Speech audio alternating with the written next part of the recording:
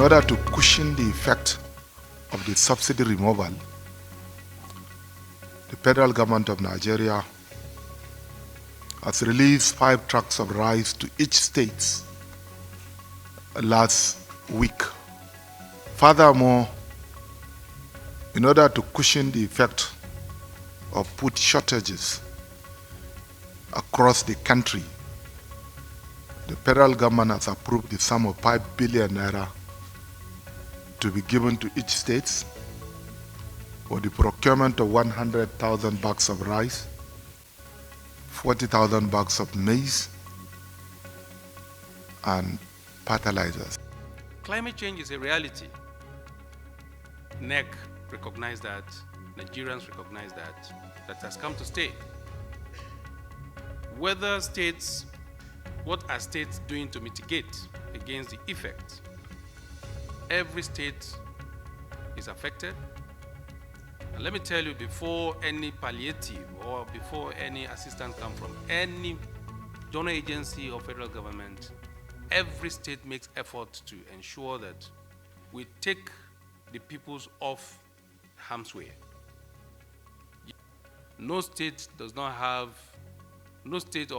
governor will not have the interest of his people at heart. So, yes, there are some states that have not submitted, quite what is desired. There was no way you were going to avoid forex volatility, as it were. We just printed 22, 23 trillion naira pumped into the system with nothing to back it by way of ways and means, which was what happened under the previous regime. There is no way you will pump all of those and not expect prices, inflation, and exchange rate to give way.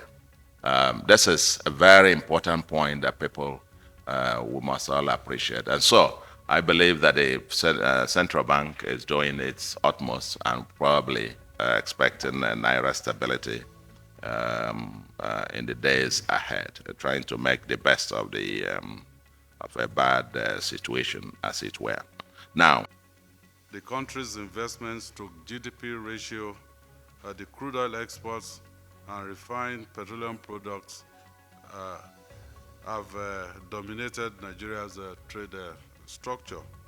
And also the position of the naira against major trading currencies deteriorated.